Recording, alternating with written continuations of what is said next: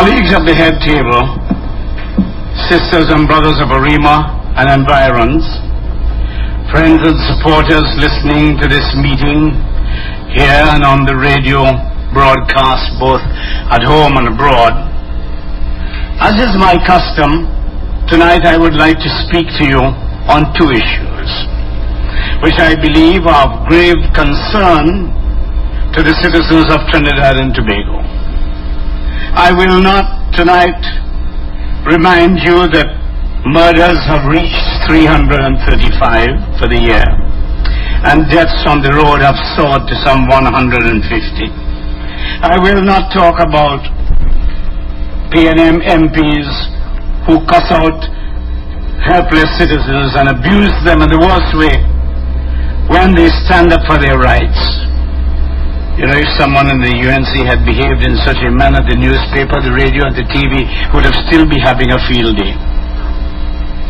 I will not speak to you tonight of the continuing oppression of the poor and helpless by this PNM regime.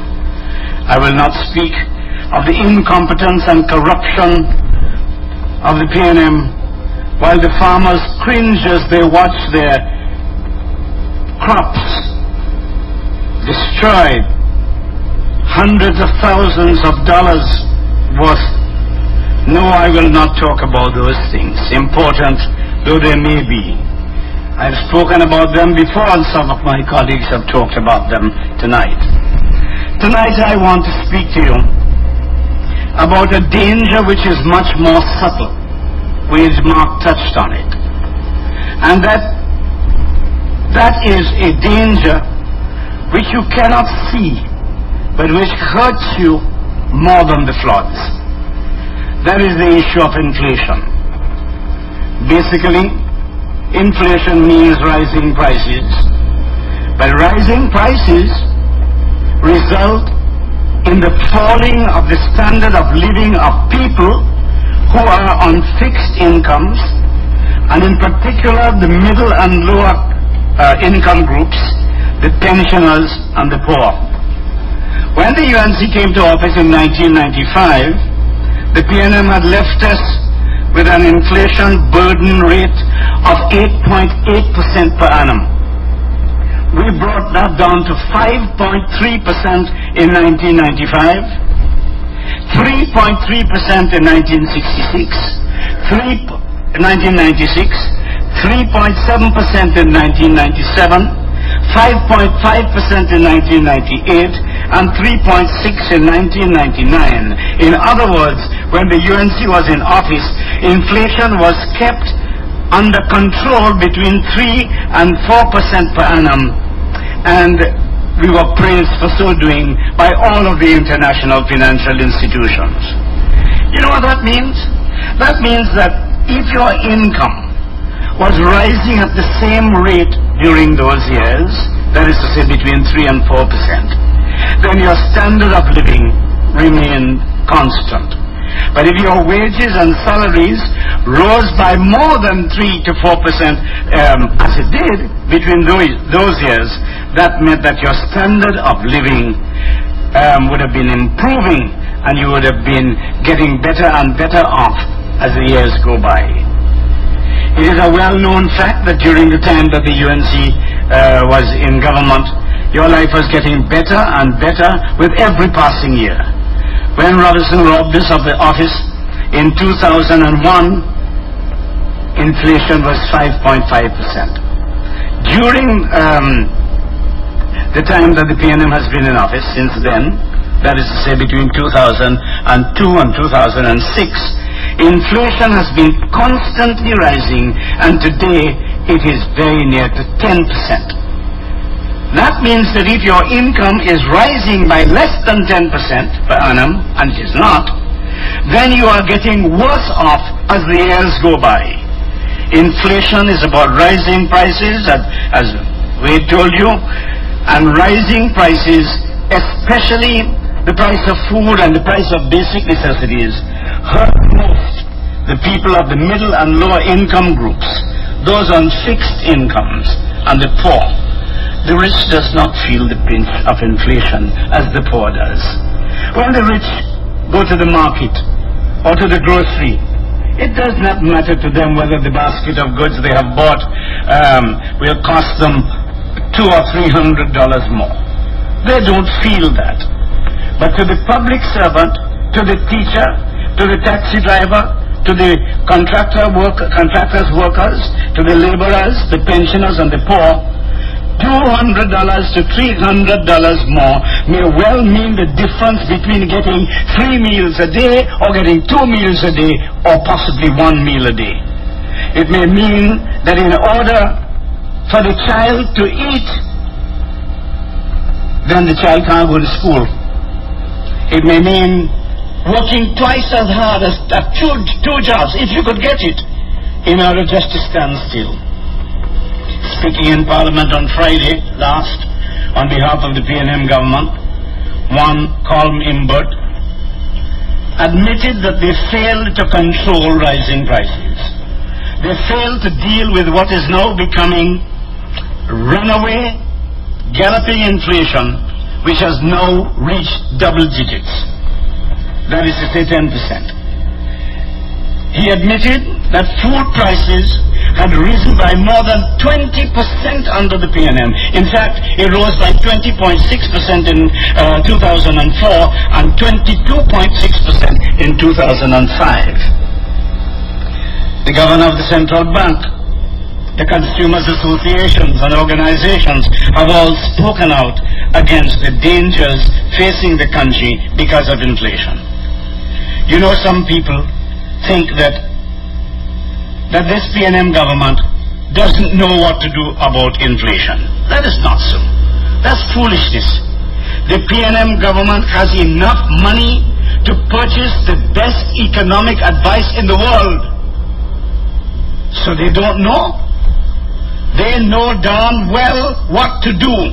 They simply cannot do it because they don't have the guts and or they don't have the administrative ability to do what has to be done. When they began spending their spending splurge after coming into power, oil prices going up, and they started their spending splurge on European CPEP and other non-productive make-work schemes, I warned them that they were mounting the back of a tiger from which they will not be able to dismount. It is simple economics, that if you pump more money into the economy than the economy can absorb, you are going to have inflation. By so doing, you create excess liquidity in the system and consequently greater demand for goods and services, which, if you cannot supply, will result in rising and higher prices. It is simple economics that if wages and salaries are not commensurate with productivity, you will have inflation. It is simple economics that if demand exceeds supply, you are going to have rising prices. The PNM promoted all these foolish things, even though they knew that it would hurt the economy and the people. Do you think that they did not know that when they put the URP and the CPEP in the hands of criminals and their friends with ghost gangs, do you think they didn't know that they were sharing out money to buy drugs, guns, fast cars and murder? They knew very well. But the PNM under Patrick Manning would do anything to hold on to political power, even if it means killing you, your wives, your husband and your children. They wanted to solidify their African support by ostentatiously punishing Indians so that everybody could see. They did it shamelessly, they didn't hide it. They discriminated against one section of the population and divided the society on the basis of race so that they can hold on to power. They don't care what it does to the country. Today the entire population has to endure the pain and suffering of that political strategy. Do you remember how many times I have told you that in a society as small as Trinidad and Tobago, where people live in crucible-like conditions, you cannot hurt part of the population without eventually hurting the entire population. crime escalates, everyone is in danger and everyone lives in fear. Where there is no water, no electricity and bad roads, all people are affected. What is the PNM's answer to this problem of rising prices and inflation? Their first response is the usual response: blame everybody else. Blame the rapacious businessmen for exorbitant markups. We told you that Imbak, the Dwen, called them criminals. When I made a statement and I said, when they asked me what do I have to say about teachers who leave their children in school, I said any teacher who abandons his little children in school is a criminal. I said any teacher who did that is a criminal. The newspaper, up to today, up to today, but Imbak calls businessmen criminals. People don't take them up. They blame the customs department. They blame flash flooding. They blame God. They blame everybody beside the PNM culprits. Mani's response to the rise in the price of chicken, he said, I don't eat chicken. That was his answer. So the price of chicken rise. So what? I don't care. I don't eat chicken. If the price of chicken is too high, I suppose people must eat what Panday eats: caviar and Alaskan smoked salmon. You know, my brothers and sisters, doesn't he remind you of Marie Antoinette in history? Marie Antoinette, the Queen of France, who, when she asked one of her aides, why are those people rioting in the streets of Paris? And she was told that, Your Majesty, they are hungry. They have no bread. She said, well, why they don't eat cake? That is money. Price of chicken too high. Why they don't eat caviar? And smoked salmon. I read in the newspapers that the PNM government intends to deal with the problem of inflation by issuing bonds. Let me tell you what that means and what it will do. The bond proposed is really a piece of paper printed by the government in several denominations. Something like a dollar note really, which says that if you buy it now, the government will pay you back that money with a little interest when the bond matures in a few years' time. In other words, the government is borrowing money from the people. The idea is, the economic explanation, is that by taking money from the people's pockets, they will have less money to spend, and therefore demand will fall. And as I told you before, with falling demands, they think that prices will fall.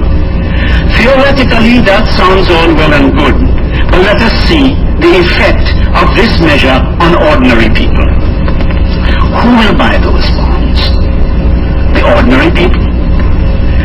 The public servant, the teachers, the underpaid clerks and secretaries, the laborers, the taxi driver, the pensioners, the poor. Are they going to buy those bonds? Surely not. Big business, the banks, pension funds, and those with enough money to be able to sink their cash into what is called gilt-edged securities, those are the people who will buy the bonds. But will the poor be affected? Of course they'll be affected. Employers will no longer have the money. Remember, they are the ones who are buying their bonds. They will no longer have the money to be able to pay decent wages. They will cut their wage bill by downsizing and firing workers, or paying less wages and salaries, or by not hiring any people or more people at all. And the poor will continue to suffer by this whole question of the bonds. When the poor and the local and the low-income groups are left hungry without money, demand will fall, and they hope so will prices. Surely, my brothers and sisters, that cannot be the way to deal with inflation. The way to deal with inflation and rising prices, while at the same time continuing to improve the quality of life of the ordinary people, is not by decreasing demand, but by increasing supply. Instead of URP and CPEP, employ people in productive work of building up the infrastructure while improving their skills to get better and better jobs and therefore higher and higher wages. If you want to reduce food prices, you provide the facilities for farmers to produce more, not less, more. You provide them with guaranteed prices, which will afford them and their families a decent living. Instead of spending money on people, employing people to do nothing or to paint stone and thing all over the place, instead of doing that, spend money employing people to build access roads for the farmers. Spend money to give technical assistance. Spend money to create readily available markets on guaranteed prices, protection against plagial larceny, insurance against unavoidable loss like floods and fires and so on. That is how you increase production. And when you increase production and you increase supply, prices of food will fall. It will be lower. It is not going to help anybody by importing cheaper chicken. That's not going to help the economy. If you import cheaper chicken, what happens to the farmers here? If the farmers here die out, who's going to employ them? So you have more unemployed people, and you have more declining demand, and what you get is, as we have now, is an upward spiral. You get what is called a downward spiral, with more and more people suffering all the time. I am waiting to see how much this PNM government will pay the Arandas farmers for the loss of their crops in the recent flooding. That will give you an idea of how serious they are about agriculture. My brothers and sisters, I told you that I will speak of two things tonight. I have spoken to you about rising prices. The second matter I wish to speak to you about tonight is the rising level of racial tension and racism which is destroying our society. And the incident that caused me to think and to tackle this issue head on here tonight is the incident that took place in Felicity about a week ago or so ago, in which a young man was shot to death. According to information received, a young man of African descent entered the home of an Indian man and his family and began attacking his son, whom he had threatened on a previous occasion to kidnap. When the owner of the premises intervened to protect his son, he too was assaulted. He drew his licensed gun and shot the attacker, who unfortunately died. As I say, I was not there. I speak only from information received. As a result of this incident, however, the African population of the community rose up in near riot. My brothers and sisters and I said, but 360 persons have already been murdered for this year, most of them Africans of African descent, and I have not seen anybody rioting. Nobody rioting. Scores of Indians have been kidnapped and murdered. Neither the Indian nor the African rose up. I raise this matter because I am of the view that this incident reeks of racism and racial antagonism. It sends an unfortunate message. It says that if you are killed by an African, no big deal. But if an African is killed by an Indian, then the African population will rise up against the Indian. I hope that I am wrong. But that is the message I got. someone please tell me that I am wrong. If I am right, then that is an ominous message that presageth the destruction of this nation. Since the MNPF came into power and began intensifying racial hatred and racial division in the country, I have been warning the population that in a country like Trinidad and Tobago, that spells disaster.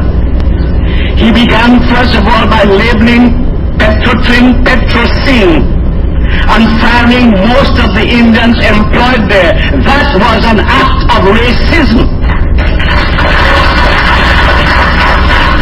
His regime has intensified this program of ethnic cleansing, and today all state institutions reek of racism and racial discrimination.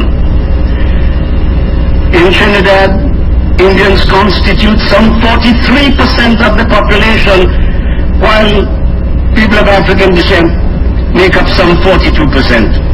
In such a country, you cannot discriminate against half the population, no matter which half, and not have this situation blow up in your face sooner or later. That is where we are now. The racism and racial discrimination is so intense that it is only waiting for someone to light a match to start the conflagration. The Felicity incident almost did it. If this trend continues, it is only a matter of time before we are all consumed by this racism. I raise it now and I shall raise it again and again because I love my country. I love my country as Nelson Mandela loved his country. The racists will seek to divert attention from their evil ways by calling me a racist. I know that.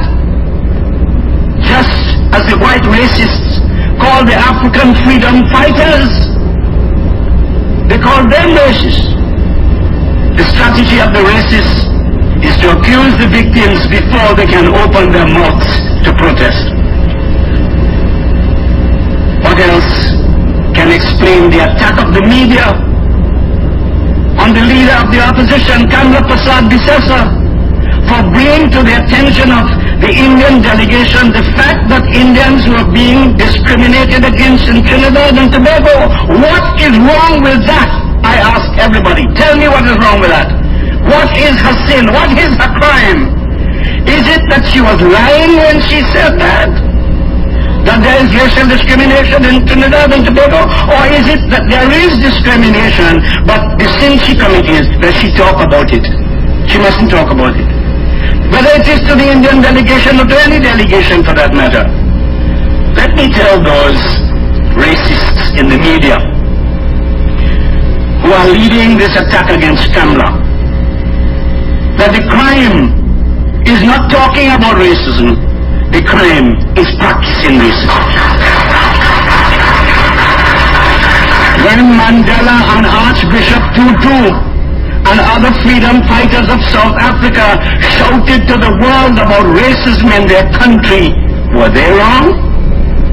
When Martin Luther King Jr. and Malcolm X shouted from the mountain tops about racism in the United States, were they committing a sin or a crime? The crime is practicing racism, not talking about it. I call upon every person listening to this speech to fight racism wherever you find it. Shout it from the mountaintops. Expose the racists, so that perhaps out of some kind of shame they will cease their racism and discrimination. If you don't solve the problem of racism, you don't solve the problem of racism by sweeping it under the carpet. You expose it. You don't solve racism by deliberately putting Africans to live in so-called Indian areas or Indians to live in so-called African areas. The Israeli government tried that by putting Jews to live on the West Bank. And my brothers and sisters, that had disastrous results and caused much pain, much bloodshed, and much suffering. This is no way to integrate communities. If you want to integrate communities, first you treat them equally and let the communities grow organically out of love and respect for one another. Let Indians go to live among Africans and Africans go to live among Indians because they love one another. Do not impose one group upon another group.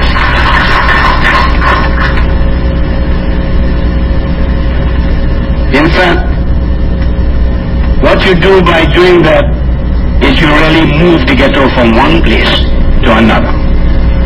I wonder if Mr. Manning is going to build houses in Laventille and John and Waterhole and Gonzales and Port of Spain East for Indians to all live there. If you want to integrate communities, integrate by force. Well, that should be part of a plan. I hope some member of parliament asking that. Come on, my African brothers and sisters. You have been the victims of racism yourself, and therefore I know you will not, and you cannot condone racism when you have suffered yourself so much by it. How can you say that racism against Africans is abominable, but racism against others are okay? How can you say that African racism is justified, but other races have no justification for being racist against you? Come on, my African brothers and sisters. Let us join in this struggle against racism in Trinidad, and so save our country from violence and racial war. Let us make this country into the paradise that God intended it to be. May God have mercy on you, my brothers and sisters, and God bless you.